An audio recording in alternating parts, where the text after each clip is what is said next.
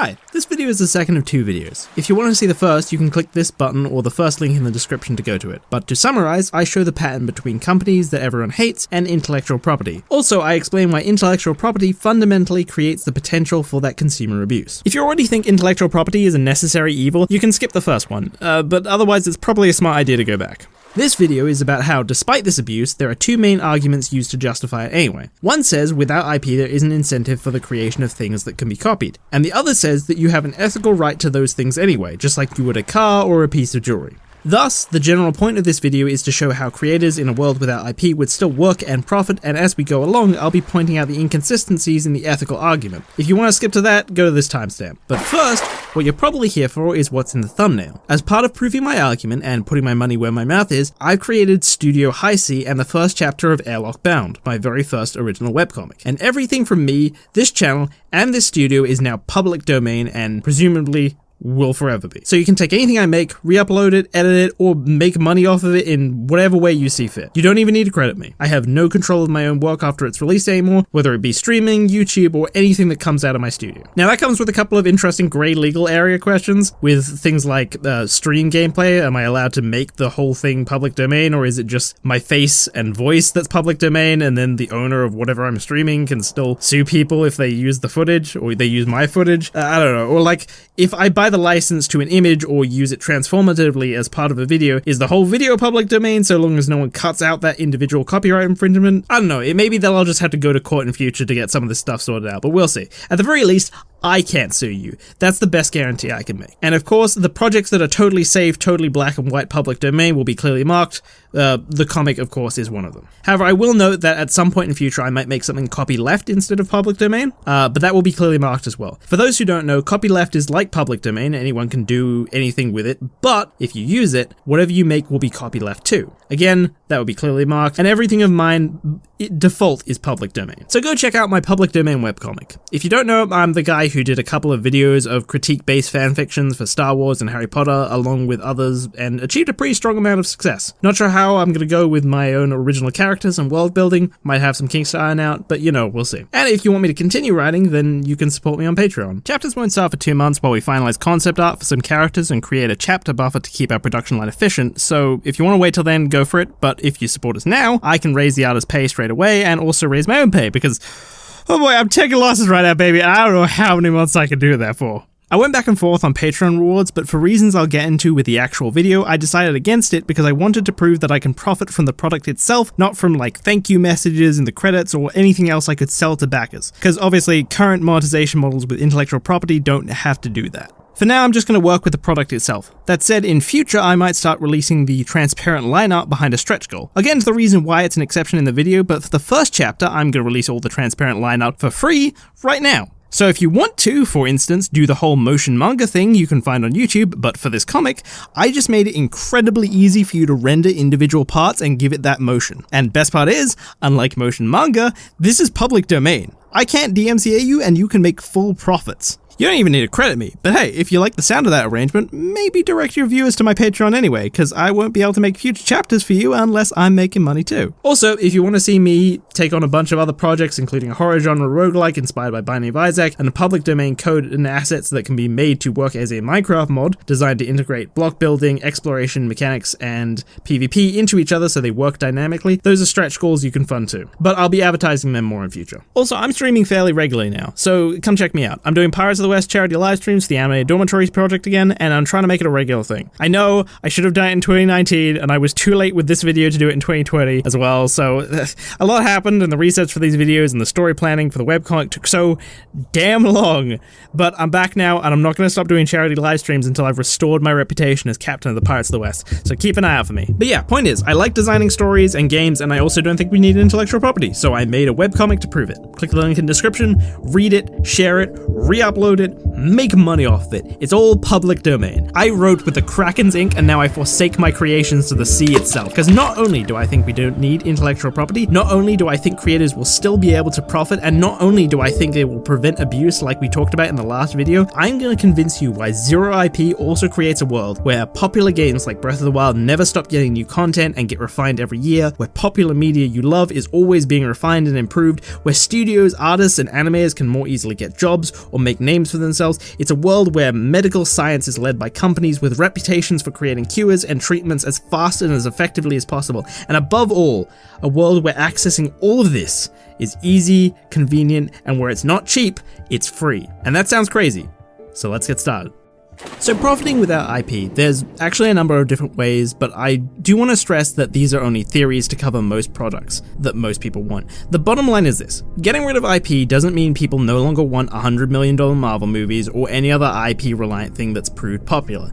This means there's still money to be made, and it's just a question of how to monetize it. This is the same for basically any question you can ask about zero IP, and I really only think it's a matter of time for any edge case. Half the goal of this video is to show you how flexible this is. If people want it, people who want money are going to keep looking for ways to provide it. I mean, we worked out how to monetize court proceedings, and when we started running out of oil we could pump up and the price went up, we started getting out of sand? Say what you want about people who want money, but they are relentless. That said, I think the monetization method for what IP protects that makes the most sense is actually the simplest. As a creator, your profits will come from production rather than distribution, which isn't special or complicated. All we're doing is changing the point of purchase from before seeing to before release. In fact, we already do this. For example, this already happens on a small scale with art commissions. If I pay an artist for work, they set the price at a point above where it's worth their time for the price, but below the point I choose another artist. And while art is copyrighted, this monetization method is totally irrelevant to copyright. The copyright doesn't belong to the artist, it belongs to the one who paid to produce it, but the artist still profited anyway.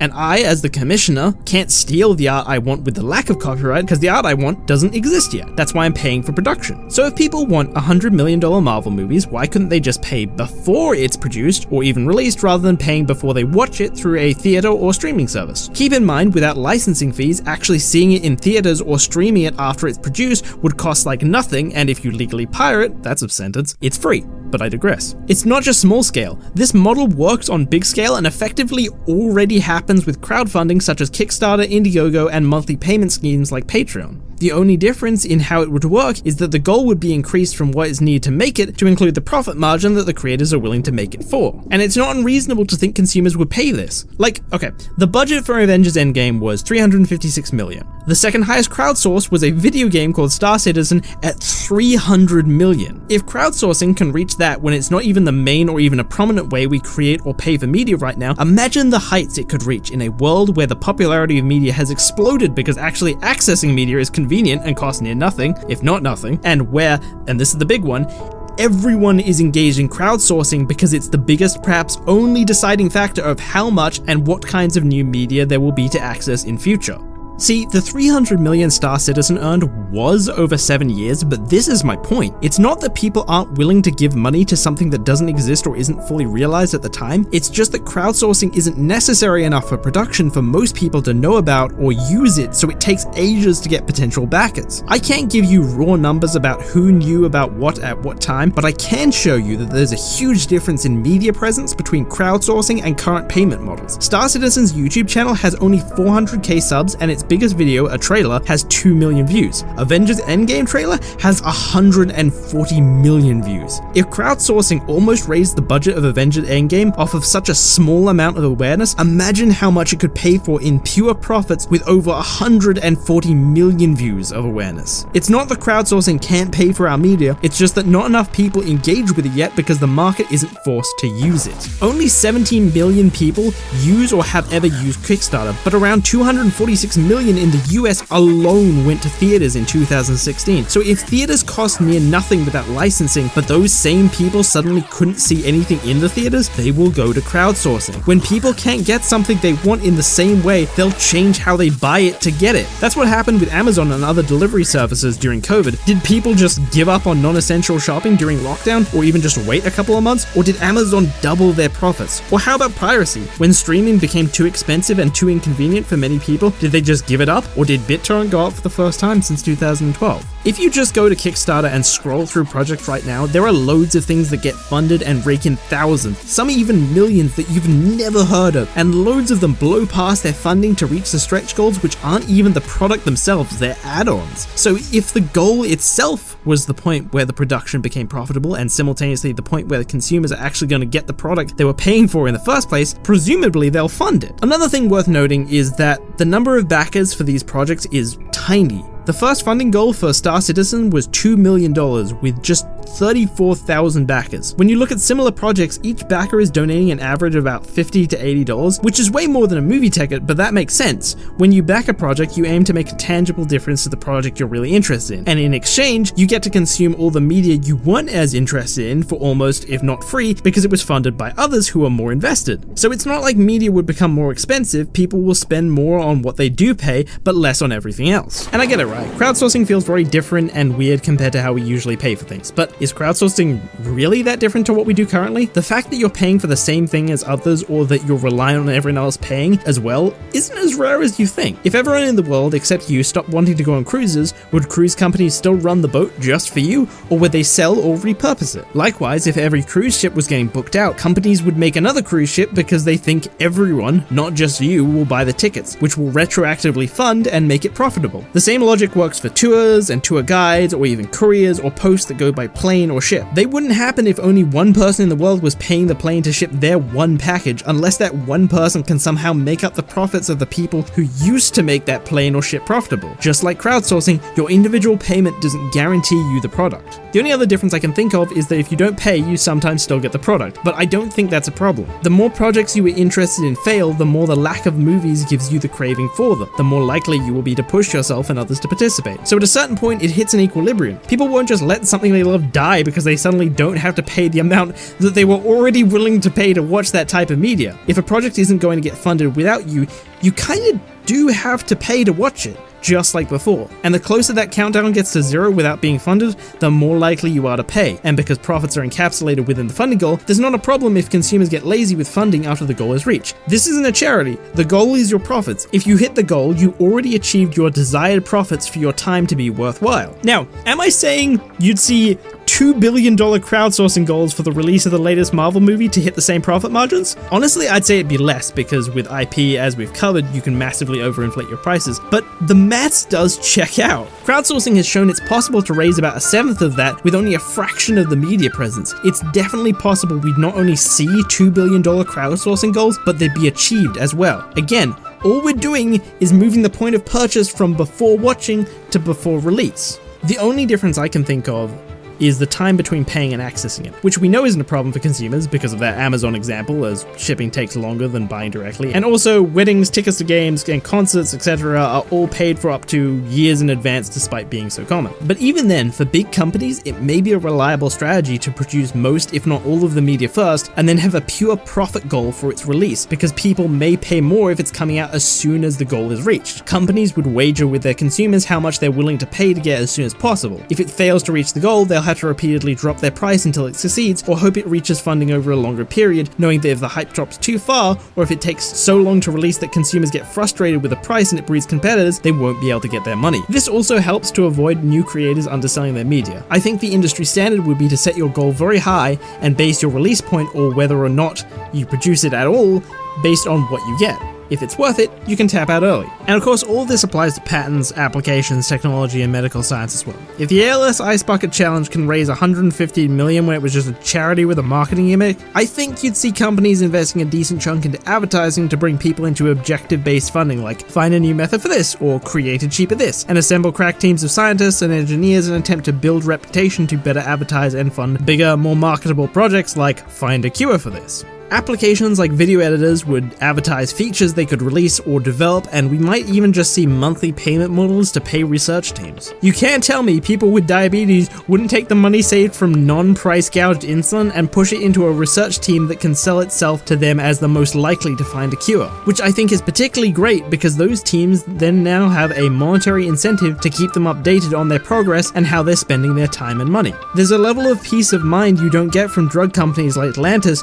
who might put more effort into making changes than patenting whatever bullshit that might be useful in future rather than actually improving the product. And this isn't even the only way drug companies in particular could profit, but I'm getting ahead of myself. Let's get back to media. What's great about this model, unlike IP, is that production companies are policed by what another can do better. You can't overcharge your profits because it increases the chances of another offering the same project for less, but you have the power to increase your profit margins based on how much people want to see you create it. So if your production group invested a little to put out a good teaser to show off what you can do, or maybe it has a good reputation for being fast and high quality, then it can set a higher goal. And that's especially important when it comes to continuation and innovation. When you're being paid for production, you've not only already been paid for what's now copyable, but customers will pay the original creator for future projects because the original creator is most likely going to give them what they want. So if you've created something people love, whether it be cool world building or good writing or deep characters or good mechanics, and people paid for its production in the past, it's not typically viable for another company to take that to start a new project based on it, because there's nothing to say that the person who didn't create it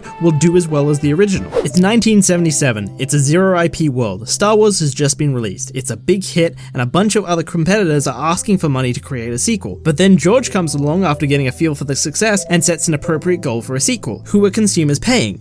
Of course, they're paying George. And they wouldn't just be paying him because they want to support the original creator. They'd be paying him because he's most likely to produce a sequel just like the movie he just made. Arguably, you wouldn't even get competitors this early because of that. The only instance where you could make money piggybacking off someone else like this is if you produce something that sold the merits of your production team and what they create rather than the original creator. That, or the creator started to fail at producing what customers wanted or massively overcharged. I mean, without IP, do you really think people would be like, oh, George R.R. Martin set up the goal to release his final book after 10 years, but nah, I don't care, all the imitations have satisfied me. Of course not. That's why black market fanfiction of planned sequels are hard to find, even though writing costs nothing to make, and you can actually make profits off of fanfiction if you're below the radar. I'm really sorry to the people I had to show on screen to make that point. You may now be on the radar. What I'm saying is that there's no demand. The Google search terms for sequels to Song of Ice and Fire books are non-existent, although there are one or two with a small amount of views, but it's tiny compared to when people actually search for fanfiction, because they are searching for something the author won't do, not what they plan to. This is why I think even if you screwed up your marketing or you have something that's popularity could only be realized after it's released, it's not a big deal. Most projects can to some extent be continued to be developed by the original creator, whether it be sequels for movies or books or patches for games to add new content or improve designs. Hell, you could even improve a book or movie after its release, but we'll talk about that in a second, and why zero IP is so good for that. Even beyond that, there's a demand to see what a successful creator does next, even if it's not based off a previous production. Just look at the hype around Kojima, even when he's not making Metal Gear. I mean, his name and others are frequently used in marketing for a reason. And even then, this is all hardly a negative to begin with. It's more like an incomparable. Because when you're paid by production rather than distribution, you get paid up front, which isn't just a bonus in itself, it also means you get paid for the next project up front too. So if your first project blows past expectations, you get paid based on that immediately from the second project. And keep in mind, you're paid based on the value of the first project even if the second project isn't as good. So while you may be underpaid for the first project, chances are you'll be overpaid for the second project or at some other point down the line. When everyone's profiting by production, you do as a creator get rewarded for your hard work. Even if what consumers liked is a tiny part of what you release and the rest of it is terrible, it opens up opportunities for you to be hired to do exactly what you were good at and advertised as such to boost faith in production. The interesting thing about upfront payment models is it completely changes how creators will sell and how people will buy, and I don't think people account for that. There's a reason why big upfront purchases like cars and jewelries have warranties and amazing customer service. When creators are forced onto risky upfront payment models, consumers being able to trust them becomes a huge factor to ensure that their money isn't wasted. Often with our current model, the IP is vastly more important than who's making it, and that gets abused. So while you might think that no one cares about the director or writer or even costume designer, without IP, consumers will start paying way more attention to who's producing because they can waste money on unreliable upfront payments. Creators who can show their past achievements will be way more valuable and can earn much more, just as other brands ride or die based on their integrity. But we'll talk about that more in a moment. The great thing about creators transferring all their profits from distribution to production is that they don't lose money if someone copy and pastes their work. They only lose money if they begin to fail the consumers who are paying them to produce. Is that not the perfect compromise between creators and consumers? Creators and companies still profit based on how good they are at their job, but if you hate that a certain creator or company treats its story or universe terribly, you don't just have to take it. This model will create swaths of new companies and creators looking to do it better. And that's another bonus. I talk about compromise between creators and consumers, but that's just for already successful creators that have total control of an established work. But for anyone new to the industry, zero IP is a serious upgrade for the vast majority of them, especially small creators. I'd be lying if I told you that IP laws give the few creators who make it big a greater security to profit than without. But the flip side of this is that you're giving them extra profits at the expense of both the consumer and all the creators who haven't made it big yet. Much like how YouTubers make names for themselves by piggybacking on other content to build their audience with fair use content, think about the opportunities Zero IP would create for artists, filmmakers, and programmers to make money and build a following. Fans of works who know the community well could ask for profits for small jobs to improve bigger existing works. Fans don't like the Colossal Titan being CGI in Attack on Titan? Oh, pay me, I'll replace it frame by frame. My favorite adaptation had a fight scene I was looking forward to, terribly animated. A smaller team or even just an individual would show a sample of what it would look like and replace it for a profit goal. Games like Breath of the Wild would have new content every year based on what creators could sell you on, and if there's still demand for the convenience of a console, Nintendo can still make profits by making a sequel and incorporate all of the new content themselves. Since those small creators have already profited on production, they haven't lost anything, and a sequel will just drive more people to funding their future projects. Imagine a world where animators, artists, audio engineers, songwriters, and programmers could make bank redoing small parts of existing works. Better animation, better fight scenes, better backgrounds, better audio, better soundtracks. You could even rehire certain actors to do certain scenes, and successful improvements just become part of the most popular version of the work that gets shared. And because of that, when you prove yourself on a small scale, you're way more likely to be picked up by a big production team for more money because they can advertise you and your work for greater profits. After all, many backers have probably seen your work before, even if you're small. Like, oh shit, it's the guy/team who did that. They just need it to be pointed out to them by the company. This is the great thing about having consumers way more involved in production. There's way more leverage for artists. When the first season of One Punch Man came out and it became famous for its animation, imagine what consumers would have paid to get that team of animators back together for season 2. Imagine how far studios would have gone to not only get those animators on their funding page, but advertise why you want those animators as well. Instead, you got this, and the animators and director moved on to different projects with less demand because they weren't getting paid extra, nor was any attempt made to sign them on as early as possible. Why? Because the production committee, the rights holders and investors that chose a new studio and was responsible for their budget and deadlines, knew that people would watch One Punch Man Season 2 regardless because it was called One Punch Man Season 2 and they were the only ones allowed to make One Punch Man Season 2. This isn't even the first time that's happened. And that's not all. There are small artists out there even willing to do incredible things like animating sections of Harry Potter audiobooks. Right, you've got a wonky sort of cross, he said, consulting, unfogging the future. That means you're going to have trials and suffering. Sorry about that. But there's a thing that could be the sun. Hang on, that means great happiness. So you're going to suffer, but be very happy. You need your inner eye testing if you ask me, said Ron. Now imagine if they were allowed to get paid for it. Do you want an animated Harry Potter adaptation? Hell, do you want multiple? Do you have a favorite franchise that just stopped getting produced or never reached its full potential? Abolishing intellectual property is the most efficient and reliable way to get it, and it gives tons of small creators and teams a chance to profit and grow that they did not have before. A lot of people talk about small creators not being able to make money without IP, but fail to take into account that not only would they still profit, not only would the lack of IP overall create a huge amount of new jobs and opportunities for more artists that didn't have before, and arguably raise the potential amount paid to them, but also, with only one notable exception, IP is useless to small creators anyway. One of the greatest flaws of the ethical argument for IP is that it doesn't apply equally. I mean, even just for what it's currently designed to protect, IP doesn't apply equally. As a small creator, if someone uses your copyright, the law doesn't magically evaporate them. You can't call the police on them. You have to sue them. And you can't sue someone as a small artist. That requires money. Potentially more money than the lawsuit is even worth. The only time it works is when it prevents big companies doing big infringements on things like adaptations of small artist work, because then the payout is big enough and reliable enough for lawyers to take on a percentage of the payout. But for smaller instances like t-shirt printing businesses or even just art re-uploading on the internet, copyright doesn't do shit. Even if a company caves under media pressure, you don't get any money back from their profits and the site just goes back up later anyway. Meanwhile, big companies like Disney are constantly suing merchandise companies and has the weight to pressure social media and platforms like YouTube to do something or get money from copyright infringers, even when it's fair use. In the past, I have had big videos like Wipe It Like It's Hot, where I go into the fucking bathroom and play...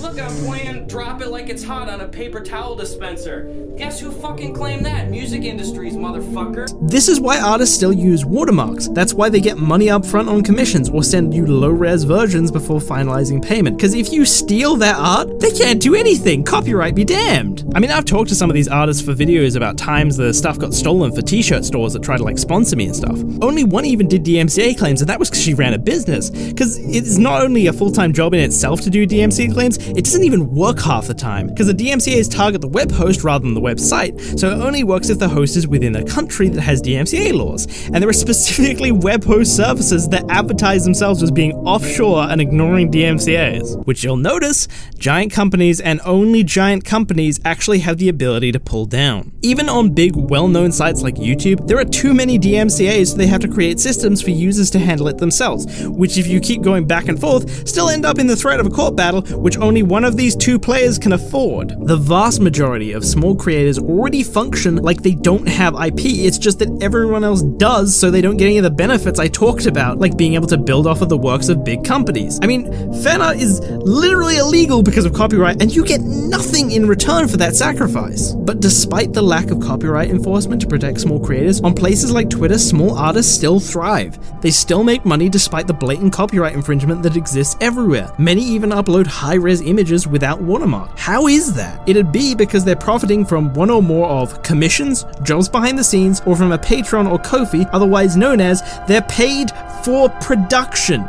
Exactly how I've been saying all creators should be earning. But this isn't the only way IP doesn't apply equally. Oh no, the biggest ethical problem with IP is its consistency. If you have an ethical innate right to an idea, then it should apply to every idea, not just a few. There is nothing in the ethical argument for IP that defines the difference between a piece of art or an invention and everything from food innovation to even knots, management workflow designs, and concepts for apps like ride sharing. People came up with these ideas with the labor of their mind just as any other. If you argue we have rights to the labors of our mind, then you also have to agree to expand intellectual property's reach. Now, if you want to live in a world where there's only one bubble tea store and one ride-sharing app and they both price gouge you, rarely innovate, and provide terrible service just because it's a right, be my guest. But I think a right is just a rule everyone in society agrees should apply to them equally if they want to continue living there happily. The real question we should be asking is how much power do we want to give companies at the expense of the consumer? Honestly, I think people who are okay with IP already kind of get that there's no clear-cut right, because IP and the way people interact with it already demonstrates that the potential abuse outweighs the moral desire for it to be a right. Most people will talk about IP like there's no ethical difference between copyright and property rights, but fail to take into account that property rights are forever. If you own a car or a house or even a mug, it's yours for life, and when you die, it's passed on to someone of your choosing. But you would seldom find someone who thinks Disney's extension of the time limit on copyright is okay, nor would you find someone who thinks insulin or any other life-saving drug should stay with one company for even 20 years as it is currently, let alone forever. People already believe that their desire to have rights over their own ideas can be outweighed by the abuse they would have to live under should everyone else have those same rights. Almost no one believes in an innate right to an idea, they just believe it's a necessary evil to have some power over an idea. So I don't know, I think a right isn't as much an innate or God-given, it's a social contract. It's what we can agree to guarantee to each other. So whether or not IP is a right is more about if we can get people to agree to give it up for what they were getting out of that in return, rather than something untouchable or unmalleable. Anyway, we're getting philosophical now, let's get back to practical. Back to the small artists who don't really use copyright. There are two good questions. One, even if small artists are only protected from big companies with big infringement cases, isn't that enough justification for its existence? And two, how are small artists still able to make a name for themselves when their work can just be re-uploaded? And this plays into another fallacy about IP. The lack of IP doesn't mean the loss of ethics. Take for instance the Sony PS4 winter lineup music video. Sony puts out a trailer to advertise their game. This video has segments of original animation, except it's not original. All of the movements was plagiarized from everything from small independent animators to big companies. Copying animation to this level isn't protected by copyright, which you can tell because no one ever got sued for it despite copying from even big companies. But Sony took down the video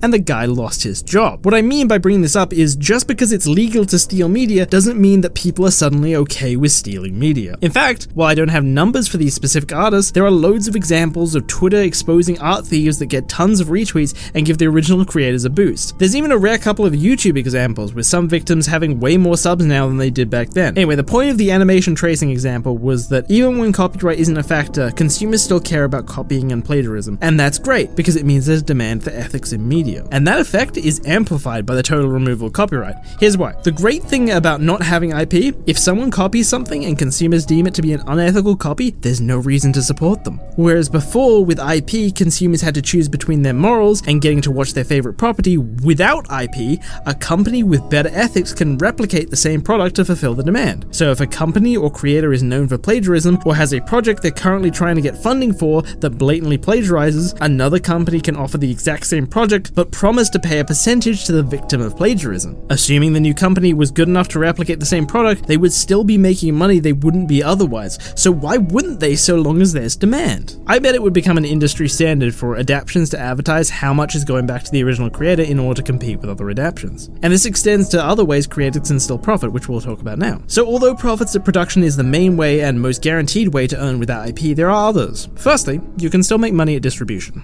After media is produced, you still need to watch it or play it. So movie theaters and online services still exist to compile, stream, project, and run the service to hold all the media. They'll all compete with each other and get paid through advertisements or small monthly fees. It's just like streaming now, except they have free access to the same stuff and carry high demand, if not all the stuff, and they have to compete on literally anything else. Firstly, it's quite possible big media companies like Disney have the money for their own services. Their content is still going to get uploaded to every other service, but if they can match them on distribution, they can still make profits. But could small creators profit from these giant distribution companies? Sure.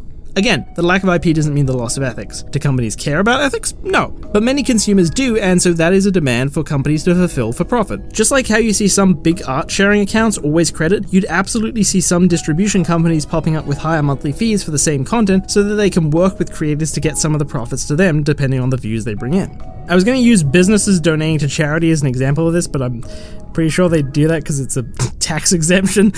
The better example is probably with animals. They're a living being, but they don't have the same rights to what they create, unlike people with IP. So like, chicken farmers don't have to pay back to the chickens. And yet, you can still get free-range eggs that take up a large portion of shelves. Although part of that is apparently the taste, but there's also things like no animal testing labels with cosmetics. It's a relatively small amount, but you'll notice that there's unquestionably a demand, with Google Trends showing there's a constant flow of people checking certain brands. There's also stuff with workers, like brand milk versus home brand and tipping on rideshare apps. The app doesn't have to give you that option, but they go out of their way to offer it, not because they're nice, but because there's a demand for that option in an app, and another will add it if they don't. I can't say this would necessarily amount to a lot. Again, production is the most reliable way, but I think creators could potentially get a decent amount from distribution services. Also, worth noting, it doesn't cost anything to have a simple comment section that will naturally inform anyone who sees a plagiarized video. But not just that. Distribution platforms naturally lean towards benefiting creators anyway. Why? Because the creator has the first move advantage. This is the third way of profiting. It means that because they have the media before it's released, they decide where it goes first, and that can be capitalized on for extra profits. This is the reason I'm not worried about other teams jumping in to take small creators' crowdsourcing projects before they finish getting funded. If, say, you have the idea to fix the CGI Titans in Attack on Titan, you don't disclose that immediately. First, you create examples and assets to prove what you can do, and then you release. Even if you're a big company, to compete with that Kickstarter, you have to both discover the project before it gains too much and then create those same assets to compete. Not particularly viable, especially as a big company. Working overtime to get those assets out isn't efficient just to take a small team's profits. Even if you use advertising to pull ahead, you then have to make the advertising and make it good, and all of that's really getting expensive. I think this strategy is really only viable if your reputation alone allows you to compete with the assets already out, and or the other project has a vulnerability or is ethically exploitable, like I said before. Technically, you can rip the assets to start your own project and then use an advertising budget to pull ahead, but keep in mind that this is a violation of fraud law. What's the difference between fraud law and copyright? Well, the great thing about fraud law is that it can only be filed by the consumer, not a company. If consumers feel like they've been lied to, there's grounds for a class action lawsuit or to file a complaint through consumer law. This is actually like the main argument against trademarks, the form of IP I haven't really talked about, but can actually cause abuse if you look into it. The fact is, we already have law to prevent tricking consumers. You really don't need trademarks so that the consumers can identify you. It's small, but you're still giving business unnecessary power. Also, it's against the interest of crowdsourcing websites to advertise misleading pages, and you'd expect certain websites would gain reputations for the best possible methods to ensure backers' money is used reliably as possible. Like, for example, I bet crowdsourcing websites would give options for how money is released to the creator. If you're a creator and you're working against other creators who can replicate you, it'd be more trustworthy to set your money to a slow release so backers can get a chance to see your progress and retract their money if you're not what you cut yourself out. Something I didn't mention about the whole Star Citizen thing is that it and a lot of other Kickstarters often waste, pocket, or otherwise misuse funds, and sometimes production takes forever. But I think this is actually a result of intellectual property. After all, this doesn't happen with small artists with commissions, despite getting paid up front. nor does it happen in other industries where it's a standard. Their integrity is more valuable to them than what they get from abusing a customer who's already paid, and I think that's because, as I've covered, they don't use copyright. I think crowdsourcers would be nowhere near as likely to do this if another can replicate the entire project, and when you take into account slow release payment models, they might result in a creator having the rest of their funds taken back, and it might be best as creator to cut your losses and set a new goal, but for the release of all your code and assets to speed up production for the new team. Anyway, I digress. First move advantages. They're pretty normal with non-IP like food and manufacturing. When you're the first to create something, you have a short window of time to provide the cheapest, fastest method of making the product and mass producing it, so as soon as it releases, you keep up with the demand and there's zero weakness for competitors to exploit. You take all the brand recognition for yourself, become synonymous with the product, and as long as you stay ahead in price, quality, and supply, you fulfill the demand so much that competition doesn't have an opening. A great example is Coke. A lot of people think it's due to their secret recipe, but the low price, this is through inflation, insane quality insurance, CO2 will appear down here. Two of the tests are for CO2 levels and sweetness, which is measured in a unit called bricks. The finished Coca-Cola beverage is about 10% sweetener. This batch passes the test. And the fact that the formula has been used and seemingly unchanged for over 100 years and hasn't been replicated indicates that no one reverse engineers it simply because it's not worth it to compete. When I was talking about the other way for medical science and technology teams to profit, this was what I was talking about. I think you'd find the best manufacturing companies teaming up with production teams to corner the market. You combine that with an investor to fund research, and it's quite reasonable to profit from medical innovation without crowdsourcing. Again, there is demand. Even if whether your investment is worth it is a gamble, that's what business does. It takes risks for more money. It's not even just Coke or manufacturers. We can actually see the effect of the first move advantage in some games where the main cause of the game's popularity isn't IP reliant. I don't think anyone would dispute that Minecraft's success came from its mechanics rather than its visuals, but those mechanics aren't copyrightable, which you can tell because Hytale exists, which if you don't know is effectively being hyped up by the fans as Minecraft 2. But Hytale took like 8 years to be announced and probably only happened as a result of a number of mistakes made by Microsoft after they bought Minecraft out. Before this, there were a ton of games that tried to jump on the Minecraft hype train and borrowed a lot of mechanics with their own unique twists, but no one tried to flat out make a competitor to Minecraft, or at least if they did, they tried and they failed, which is my point. And they couldn't do it despite the fact that Minecraft had a tiny team and became popular in its alpha phase. There was absolutely an opportunity for a big company to beat them on their own product, but no one had their brand recognition or a way to exploit their ethics. So whether it's a crowdsourcing page or something in its early development and releasing bit at a time, you're not vulnerable unless you actually fail your consumers. Because in contrast, there's examples I can point to like Yandere Simulator, which can and were replicated within 2 weeks, but it took years of failed development and ethical controversy before it even got to that point. Even the few examples of Game of Thrones sequel fanfiction is probably only a result of the actual book taking 9 years to come out, and those examples were near non-existent anyway. By the way, can I mention this because it tripped me up too? Coke formula is technically a form of IP, however a trade secret only protects something like the Coke formula from anyone who can be proven to have received the secret recipe from the company or an employee breaking contract. It doesn't prevent reverse engineering, so while it's IP, it's really not the ban on replication that I said creates the abuse in the previous video, which you can tell because trade secrets are allowed to exist for like literally forever. Anyway, back to creators making money on distribution platforms via first move advantage. Think about how on YouTube, generally speaking, someone who re-uploads your video does not get anywhere near the number of views unless they change the thumbnail and title to something more clickable or otherwise change the marketing, as is the case with all 3 examples of successful plagiarism on YouTube you can really find. Not that successful, they all caved and deleted anyway because of the whole ethics thing from before, but still. There's more examples if you change the language of the video, but I'm not going to count those because it's like a completely separate audience. When you plagiarize to the same audience with the same marketing, there's no good examples. I've actually seen a couple of attempts myself because of the YouTube Studio, but you never encounter them without.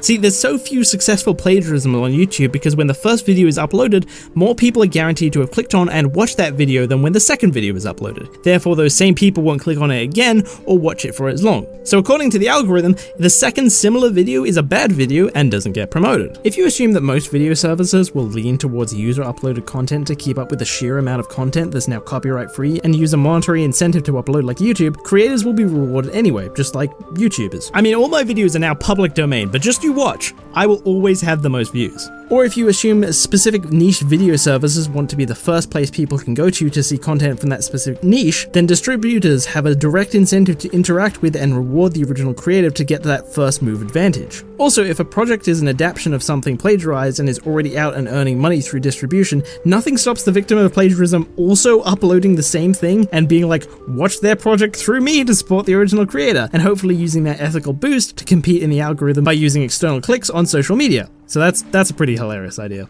Even for things incredibly easy to rip, like videos and live streams, getting creators on your side just to tell their audience where exactly their product is coming out first is very enticing in an advertising sense. It's not going to be much money as compared to exclusive, but it's something, and as I say, most of your profits come from production anyway. That said, for things like movies that come out in theaters and video games, they're a lot harder to simply copy and re-upload on your own distribution platform, so it might be possible that you're waiting a couple of months for it to properly come out elsewhere, and What's the matter, Unique? Tell them they won't get exclusive licenses if you abolish IP. Go on, tell them! Okay, so yes, it's possible movies will do exclusive deals with single theaters, and games will be loaded with code to prevent copying and do exclusive deals with single game stores to try and control their media for as long as possible. But okay, one, if you're getting paid purely through distribution, you're taking an insane risk with copyright gone. If you get leaked or hacked or anything before release, you can't DMCA anymore, and your released work can go through any legal channel of distribution without threat of infringement. You have no control over what gets leaked, and you could lose all your potential profits from years of work.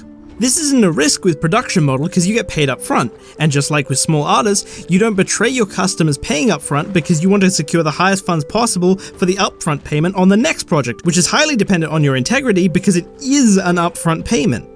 Even if you're producing most or all of a product and then doing a crowdfund for its release, it's still nowhere near as risky as having to send out a file for a movie to thousands of your theaters globally and hoping not a single one of them breaks ranks for multiple weeks and months. And the same to video games where each customer is a potential cracker. And you don't want white people playing your games. I'm sorry. I was trying to avoid jokes like that to expand this video's reach, but I had to. It's fine. This video is public domain, just cut that part out and re-upload it to wherever you want. If you're crowdfunding for a release point, you can wait till the money has been locked in before you finish or record the last small but crucial scenes, or you can store parts of the project in different places with different people so that you have contingencies if something is leaked and you don't lose all your leverage in one go. But if you profit from distribution, you're forced to have the whole project completed and ready before you even make a single cent. It's a huge risk, and that's not all, because number two, in spite of any DRM, while it may be hard for another company to replicate them, it's not literally illegal, which means all the difference because now supply and demand actually works. Try as hard as you can with as much money as you want to control your media, but the more you try to charge customers and the more they want what they have to go to you to get, the more demand and money is to be made in cracking it, emulating it, or recording it on a camera in high enough quality, or whatever method they find next to make it watchable. With piracy now legal, there's a genuine business to be made in cracking and recording jobs, and it's hard to tell what will be invented in future to meet that demand as fast as possible. It actually works out to be a nice equilibrium. Small indie games might be able to get a small profit for a long time until they get big enough to deserve a crack, just like how you're more likely to have to pay for an OnlyFans account while they're small because they haven't been illegally re-uploaded, as porn sites are less policed for copyright. I swear I learned this factoid in research phase. Meanwhile, bigger games have a shorter window before they get cracked because there's more demand for them to be cracked,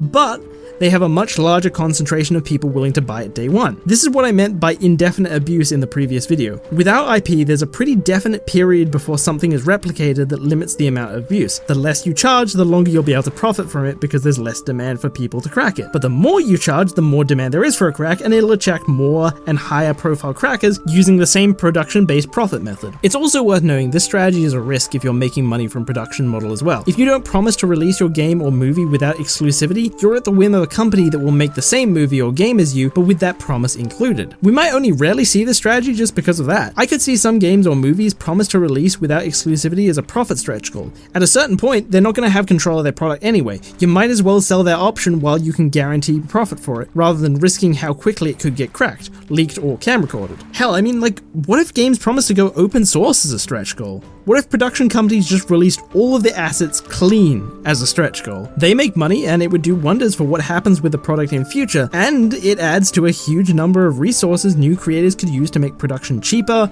and faster. And I think that's about all I got. So to sum up, creators can profit through production and distribution with ethics or first move advantage. Consumers can get better products, better companies, more convenience, and cheap if not free access to everything, and creators get way more opportunity to make money and better leverage for positions.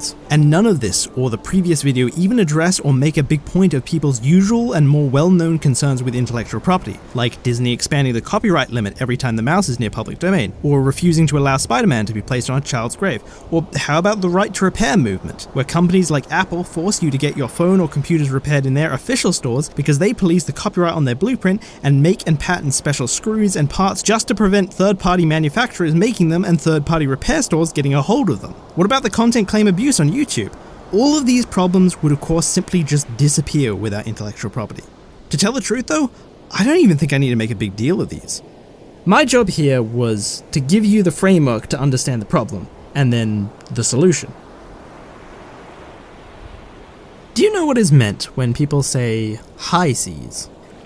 It means international waters, the area outside of any country's law.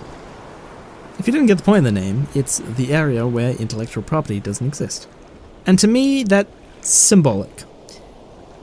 See, even if I didn't convince you here, I firmly believe these videos will stick in your mind. And every time you see something trashy from these companies, you're going to understand why. And step by step, you're going to be drawn to me. First a toe, then a foot, and one by one you'll get your feet wet until you're knee-deep into the shallows and the sirens begin to call you back to the rock you called safety. But it won't work. Welcome to the high sea.